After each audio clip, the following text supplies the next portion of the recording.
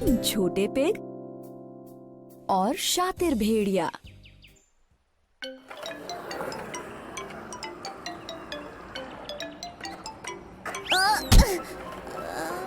हे, तुम ठीक तो हो मिंटू? बहुत दर्द हो रहा है। लेकिन तुमने अपने नी पैड्स क्यों नहीं पहने? मुझे लगा मेहनत करने का क्या फायदा, उनके बगैर भी मेरा काम चल जाएगा।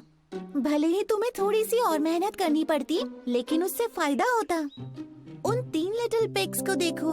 3 प्यारे छोटे पिग काफी खुशी खुशी अपनी माँ के साथ रहते थे, लेकिन जल्द ही वो इतने बड़े हो गए कि उन्हें अपनी माँ का घर छोड़कर अपना खुद का घर बनाना था। माँ ने उन्हें बाय बाय कहा। अपना ख्याल रखना और उस चालाक भेड़िए से बच कर रहना जो यहीं पास में ही रहता है। वो तीनों अपना घर बनाने के लिए निकल पड़े और उन्हें तलाश थी एक बढ़िया सी जमीन की। पहले पिग को जल्द ही एक अच्छी सी जमीन मिल गई और उसने जल्द ही स्ट्रॉ और स्टिक से अपना घर बना लिया। ये कितना अच्छा है और इसे बनाना कितना आसान था।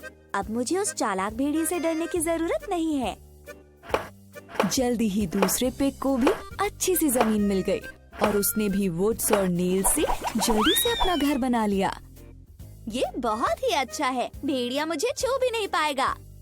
तीसरे पिग को भी पास ही में एक जमीन मिल गई, लेकिन उसने सोचा मैं तो एक बहुत ही मजबूत घर बनाऊंगा। इसके लिए खूब मेहनत करूंगा, क्योंकि वो भेड़िया मजबूत घर में मुझे छू भी नहीं पाएगा।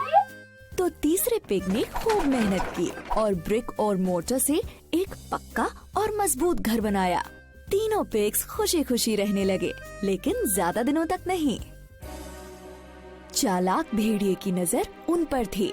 वो आसपास घूमता रहता था ताकि कब उसे इन्हें खाने का मौका मिल जाए।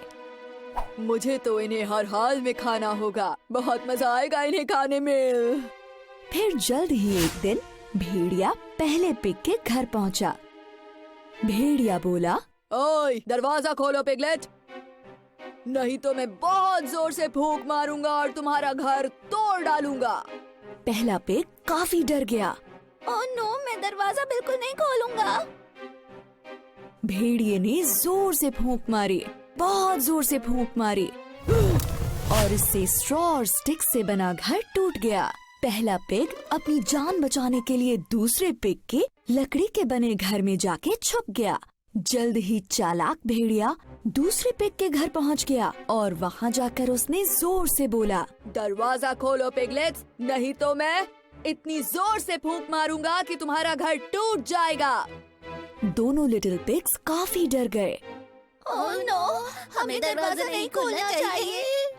चालाक भेड़िए ने फूंक मारी और जोर से मारी, इतनी जोर से मारी कि लकड़ी का बना वो घर टुकड़े टुकड़े हो गया।